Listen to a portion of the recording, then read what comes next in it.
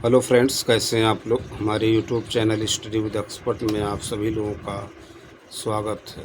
Friends, एक बार फिर हम कुछ इम्पोर्टेंट क्वेश्चन लेकर के आए हुए हैं, उसी पे चर्चा करेंगे। आप सभी लोग बने रहिए, बहुत ही महत्वपूर्ण क्लास होने वाली है और बहुत ही महत्वपूर्ण ये प्रश्नों का संग्रह है।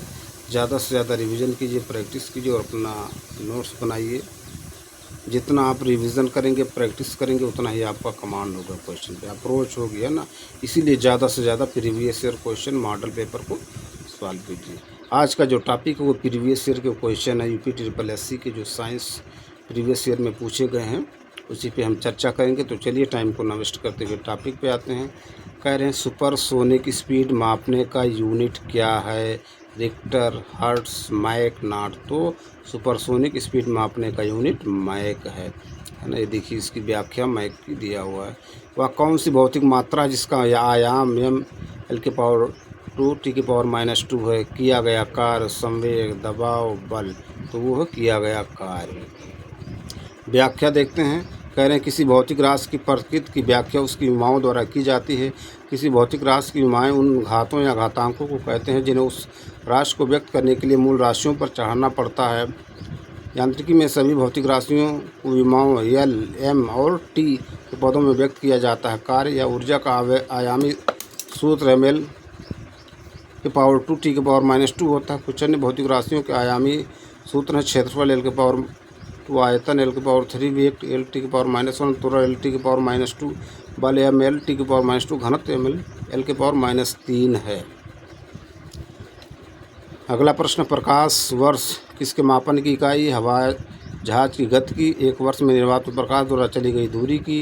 एक वर्ष में निर्वात में ध्वनि द्वारा चली गई दूरी की। एक वर्ष में मापी गई रॉकेट की गति की। तो प्रकाश वर्ष मापने की इकाई है एक वर्ष में निर्वात में प्रकाश में चली गई दूरी, है ना। Option B. व्याख्या देखिए, करें एक प्रकाश वर्ष एक वर्ष में निर्वात में प्रकाश द्वारा चली गई दूरी की मापन की इकाई है। अगला प्रश्न, प्रकाश वर्ष डॉट डॉट का एक मापक है, इनमें से कोई नहीं। तारकीय दूरी की, हवाई जहाज़ों की गति की, प्रकाश की गति की। तो तारकीय दूरी की। प्रकाश वर्ष तारकीय दूरी का एक माप है, बी ऑप्शन। इसकी व्याख्या देखिए दिया हो, कह रहे प्रकाश वर्ष दूरी का मापक है एक तारकीय दूरी, है ना, स्टेलर डिस्टेंस की एक माप है। अगले प्रश्न पे चलते हैं। कह रहे हैं सागर की गहराई के मापने के लिए कौन सा उपकरण इस्तेमाल किया जाता है? सागर की गहराई के मापने के लिए कौन सा उपकरण इस्तेमाल किया जाता है? फायदोमीटर, यूडियोमीटर, बैरोमीटर, पेरिस्कोप। तो सागर की गहराई को मापने के लिए फायदोमीटर का उपयोग किया जाता है। इसकी व्याख्या देखते हैं। कह रहे हैं फायदोमीटर नामक यंत्र का उपयोग सागर की गहराई मापने हेतु किया जाता है। यूडियोमीटर से गैसों के मध्य रासायनिक अभिक्रियाओं में मात्रा परिवर्तन को मापा जाता है। पेरिस्कोप प्रत्यक्ष दृष्टि रेखा में न आने वाली वस्तुओं को देखने का ऑप्टिकल उपकरण है। अगले प्रश्न पर चलते हैं। कार्य विद्युत प्रतिरोध को मापने के लिए निम्नलिखित में से किस उपकरण का इस्तेमाल किया जाता है? Ohm meter, volt meter, ammeter, galvanometer. तो विद्युत प्रतिरोध को मापने के लिए ओम मीटर का प्रयोग किया जाता है। इसकी व्याख्या कह रहे हैं ओम मीटर एक विद्युत उपकरण जिसका उपयोग विद्युत प्रतिरोध के मापन में किया जाता है। ओम मापी जो अत्यंत कम प्रतिरोध के मापन हेतु प्रयुक्त किए जाते हैं उन्हें माइक्रो ओम मीटर कहते हैं, तथा जिनका उपयोग बहुत अधिक प्रतिरोध के मापन हेतु किया जाता है उन्हें मेगा ओम मीटर अथवा मेगर कहते हैं। अगले प्रश्न में चलते हैं। भूकंप को रिकॉर्ड करने के लिए निम्नलिखित में से किस उपकरण का इस्तेमाल किया जाता है? Seismograph, sonograph, spectrograph, sphygmograph. तो भूकंप को रिकॉर्ड करने के लिए क्या है? सिस्मोग्राफ का प्रयोग किया जाता है। व्याख्या, सिस्मोग्राफ भूकंप का पता लगाने और उसे रिकॉर्ड करने के लिए प्रयोग किया जाने वाला उपकरण है। रिक्टर स्केल भूकंप के परिमाण को मापने का एक पैमाना है या एक लघु कणीय स्केल है जिसमें 1 से 10 तक पावर बटा पैमाना होता है। रिक्टर स्केल में प्रत्येक आगे की संख्या अपने ठीक पीछे वाली संख्या के 10 गुना आयाम को बताती है। अगले प्रश्न पर चलते हैं। कह रहे हैं विद्युत वाहक बल को मापने के लिए निम्नलिखित में से किस उपकरण का इस्तेमाल किया जाता है? Polarimeter, potometer, potentiometer, platometer. तो विद्युत वाहक बल को मापने के लिए पोटेंशियोमीटर का प्रयोग किया जाता है। किसका? पोटेंशियोमीटर। देख लीजिए प्रश्न। अगले प्रश्न पर चलते हैं, इसकी व्याख्या देखते हैं।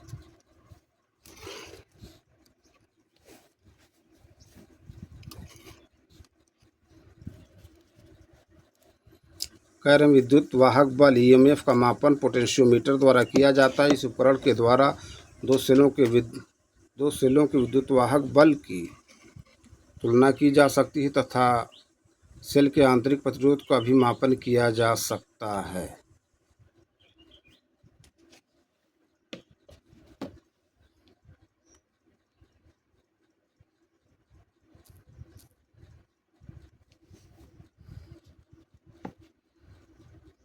अगले प्रश्न पे चलते हैं, भार किसकी इकाई है? ताप की, तापक्रम, बिजली, वायुमंडलीय दबाव। तो भार जो है वो वायुमंडलीय दबाव की इकाई है। व्याख्या, भार वायुमंडलीय दाब का गैर एसआई मात्रक है जो 10⁻⁵ न्यूटन पर मीटर स्क्वायर के समतुल्य होता है।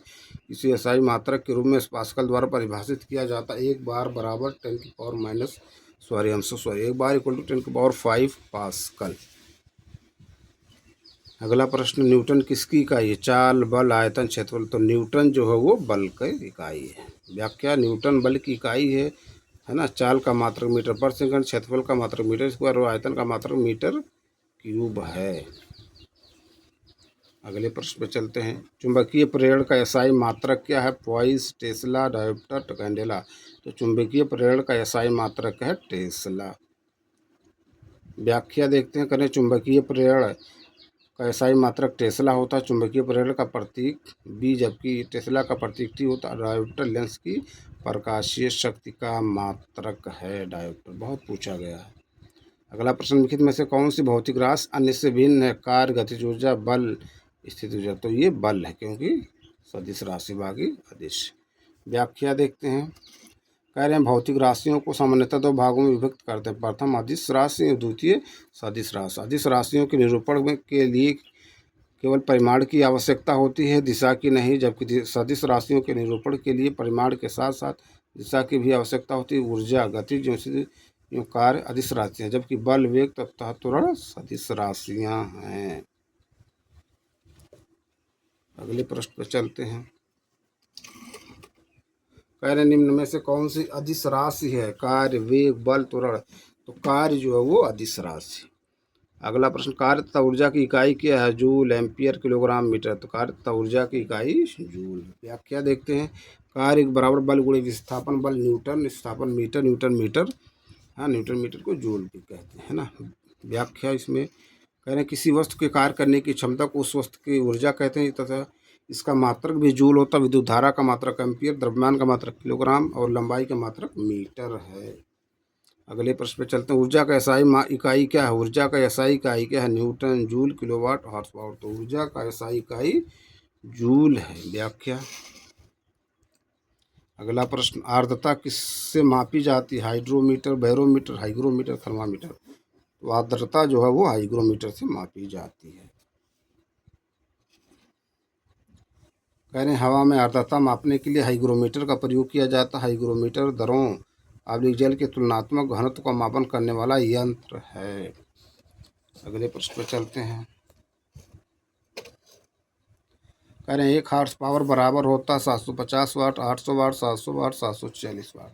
तो 1 हॉर्स पावर बराबर 746 वाट। व्याख्या, कार्य करने की दर सामर्थ्य कहलाती है, अर्थात 1 सेकंड में किए गए कार्य की मात्रा सामर्थ्य होती है। इसका मात्रक जूल पर सेकंड है जिसे वाट भी कहते हैं। इसका अन्य मात्रक अश्वशक्ति हॉर्स पावर भी होता है जो कि लगभग 746 वाट के बराबर होता है। देख लीजिए, कुछ और प्रश्न हैं उस पर भी चर्चा करते हैं।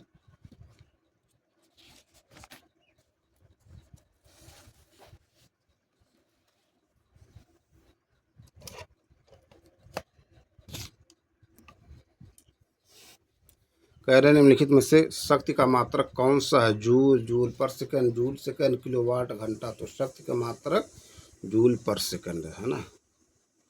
व्याख्या कह रहे हैं किसी मशीन अथवा कर्ता के द्वारा कार्य करने की दर को शक्ति या सामर्थ्य करते हैं। शक्ति बराबर कार्य बटे समय, कार्य का जूल होता है, समय का सेकंड, अर्थात P बराबर W/T, वर्क अपॉन टाइम। शक्ति का मात्रक जूल पर सेकंड होता है, इसे वाट भी कहते हैं।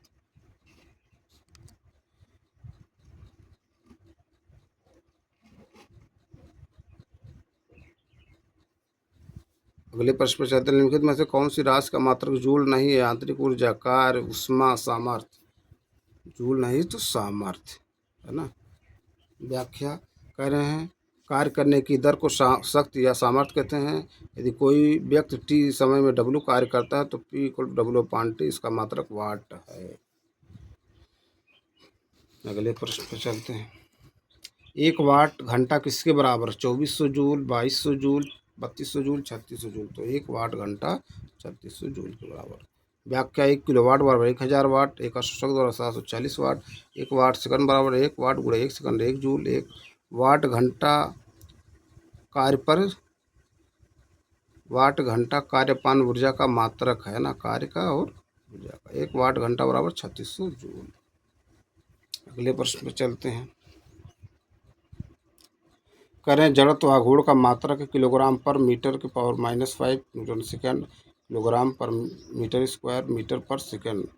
तो इसमें देखिए जड़त्व बराबर है ना। इसकी व्याख्या, माना एवं द्रव्यमान की वस्तु आर त्रिज्या वाले वृत्तीय पथ पर गति कर रही है तो इस वृत्तीय पथ पर घूर्णन गति के अक्ष के सापेक्ष वस्तु का जड़त्व आघूर्ण का मान वस्तु के द्रव्यमान घूर्णन अक्ष से वस्तु की दूरी के वर्ग के गुणनफल के बराबर होता है। जड़त्व आघूर्ण आई बराबर एम स्क्वायर है ना। इसका मात्रक किलोग्राम मीटर स्क्वायर होता है, किलोग्राम मीटर स्क्वायर होता है, जो कि विकल्प में नहीं, इसीलिए है ना त्रुटि। सामान्य वायुमंडलीय दाब होता है 760 सेंटीमीटर पारास्थम 1.013 × 10⁴ डाइन पर सेंटीमीटर स्क्वायर, नहीं सेंटीमीटर स्क्वायर पर नहीं, सॉरी 1.013 × 10⁶ न्यूटन पर मीटर स्क्वायर, 760 मिलीमीटर पारा स्तंभ। तो इसमें वह सामान्य वायुमंडलीय दाब बराबर होता है 760 मिलीमीटर पारा स्तंभ। इसकी व्याख्या देखते हैं,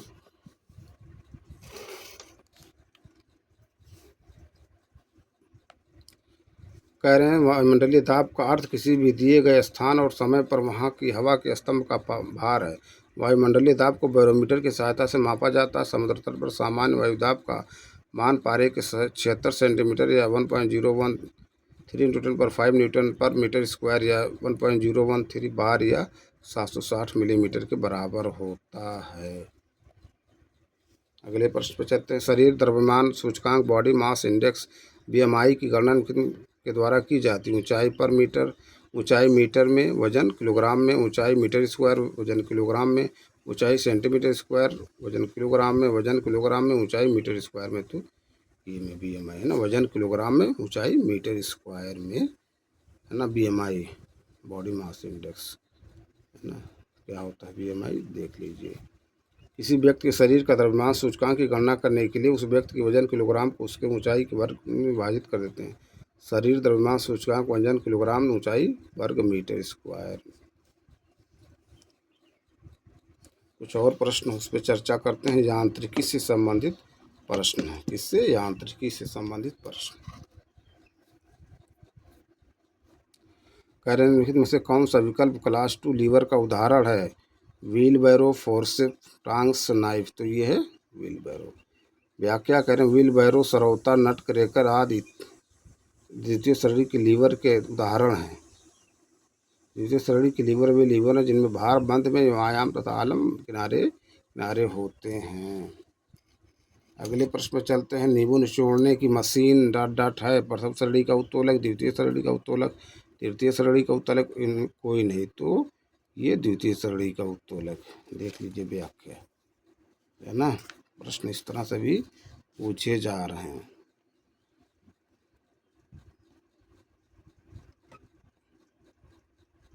तो फ्रेंड्स, इस वीडियो को यहीं पर एंड करते हैं।